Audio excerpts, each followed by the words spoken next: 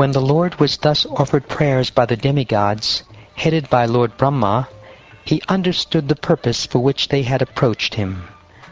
Therefore, in a deep voice that resembled the rumbling of clouds, the Lord replied to the demigods, who all stood there attentively with folded hands. Although the Supreme Personality of Godhead, the Master of the demigods, was capable of performing the activities of the demigods by himself, he wanted to enjoy pastimes in churning the ocean. Therefore he spoke as follows. O Lord Brahma, Lord Shiva, and other demigods, please hear me with great attention, for what I say will bring good fortune for all of you. As long as you are not flourishing, you should make asuras, who are now being favored by time. O demigods, fulfilling one's own interests is so important that one may even have to make a truce with one's enemies. For the sake of one's interest, one has to act according to the logic of the snake and the mouse. Immediately endeavor to produce nectar, which a person who is about to die may drink to become immortal. O demigods, cast into the ocean of milk all kinds of vegetables, grass, creepers, and drugs. Then, with my help, making Mandara mountain the churning rod, and Vasuki the rope for churning, churn the ocean of milk with undiverted attention. Thus the demons will be engaged in labor, but you, the demigods, will gain the actual result, the nectar produced from the ocean. My dear demigods, with patience and peace, everything can be done. But if one is agitated by anger, the goal is not achieved. Therefore, whatever the demons ask, agree to their proposal. A poison known as Kalakuta will be generated from the ocean of milk, but you should not fear it.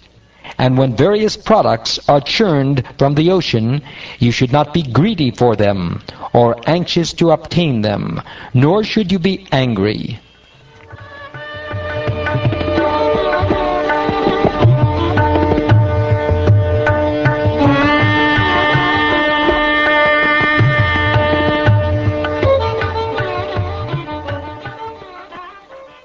O King Parikshit, after advising the demigods in this way, the independent Supreme Personality of Godhead, the best of all living entities, disappeared from their presence. Then Lord Brahma and Lord Shiva, after offering their respectful obeisances to the Lord, returned to their abodes. All the demigods then approached Maharaj Bali. Maharaj Bali, a most celebrated king of the demons, knew very well when to make peace and when to fight. Thus, although his commanders and captains were agitated and were about to kill the demigods, Maharaj Bali, seeing that the demigods were coming to him without a militant attitude, forbade his commanders to kill them. The demigods approached Bali Maharaj, the son of Virochana, and sat down near him. Bali Maharaj was protected by the commanders of the demons, and was most opulent, having conquered all the universes. After pleasing Bali Maharaj with mild words, Lord Indra, the king of the demigods, who was most intelligent, very politely submitted all the proposals he had learned from the Supreme Personality of Godhead, Lord Vishnu. The proposals submitted by King Indra were immediately accepted by Bali Maharaj and his assistants, headed by Shambhara and Arishtanemi, and by all the other residents of Tripura. O Maharaj Parikshit, chastiser of the enemies, the demigods and the demons thereafter made an armistice between them. Then with great enterprise they arranged to produce nectar as proposed by Lord Indra. Thereafter, with great strength, the demons and demigods, who were all very powerful and who had long, stout arms, uprooted Mandara mountain. Crying very loudly, they brought it toward the ocean of milk. Because of conveying the great mountain for a long distance, King Indra, Maharaj Bali, and the other demigods and demons became fatigued, being unable to carry the mountain, they left it on the way.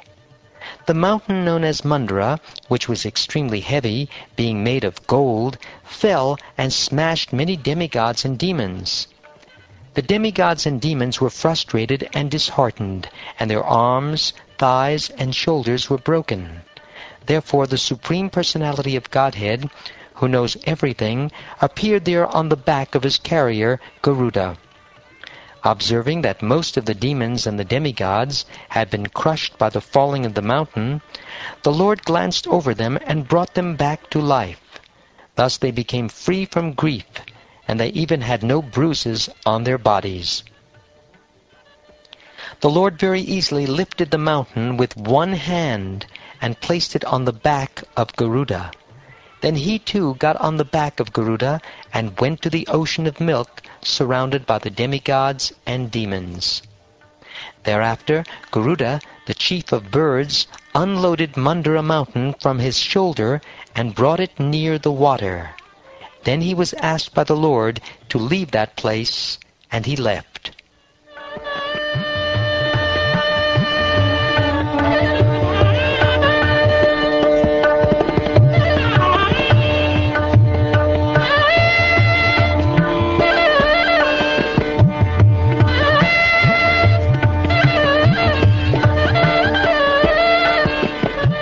Thus ends the 6th chapter of the 8th canto of the Shrimad Bhagavatam, entitled, The Demigods and Demons Declare a Truce.